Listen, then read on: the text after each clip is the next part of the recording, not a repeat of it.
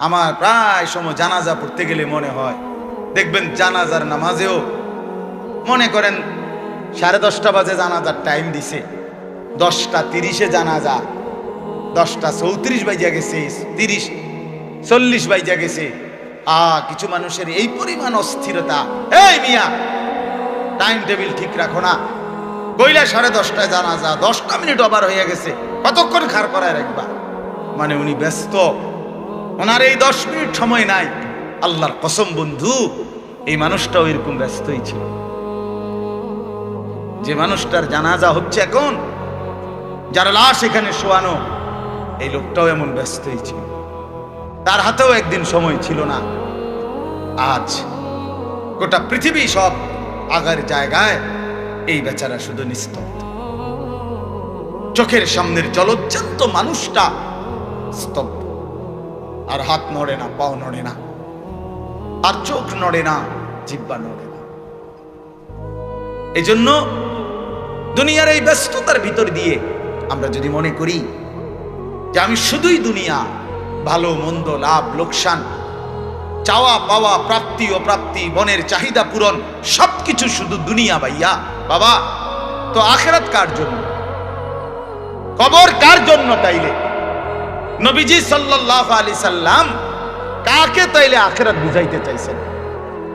হ্যাঁ, অনেক বেত্তমিজ লোক আছে, ও হয়তো না হুজুররা যত কয় এত না, না ওরা জানে, ওরা আগেও একবার ফিডা খাইয়া আইছে, ওরা একবার ঘুরে আইছে হাসুরের মাঠ, ওটা জানে যত কয় এত না।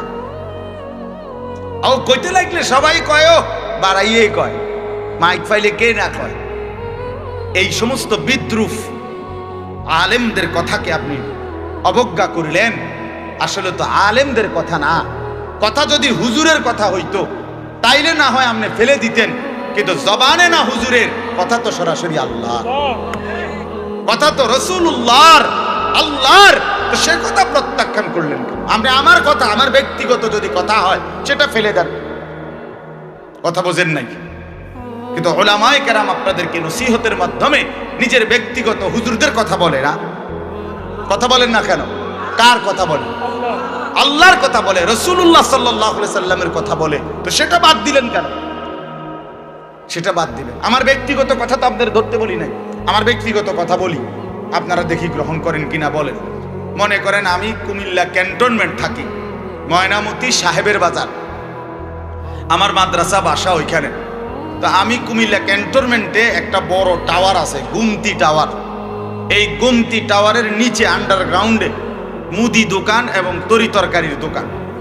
আমি প্রত্যেক দিন ওইখানে তরি তরকারি এবং মুদি যত মাল, এই যে পেঁয়াজ রসুন আদা তেল এগুলো এবং মাছ তরকারি, এগুলো ওই গুমতি টাওয়ার থেকেই সবসময় কিনি। আপনারাও সবাই নিয়ত করেন ইনশাআল্লাহ এখন থেকে সবাই কুমিল্লা ক্যান্টনমেন্ট গুমতি টাওয়ার থেকেই তরকারি এবং চাল ডাল তেল কিনবেন, বলেন ইনশাআল্লাহ। কথা বলেন না তো? তা আপনি কি বলবেন? কি হুজুর আপনি পাগল হলেন? আমি কিনতাম, আমার আমনের ক্যান্টনমেন্ট আমি কিনতাম যাবো, আমাকে দেশে কি মাছ তরকারির অভাব পড়ছে নি? ঠিক কিনা বলেন না কেন? তাহলে এইটা না আমার ব্যক্তিগত কথা, কথাটা আমার বুঝছেন? এইটারে তো আপনারে মানতে কই নাই আমি তো বলি না আপনারে যে আপনি আমার লগে গিয়ে বাজার করেন। তাহলে আপনি যে বললেন হুজুররা এরকম কয়, হুজুরার সব কথা ধরলে চলন যাইতো না বর্তমান জমানায়। আপনারা তো আমার একটা কথাও ধরতে বলি নাই, আপনাকে বলছি আল্লাহর কথা না ধরতে।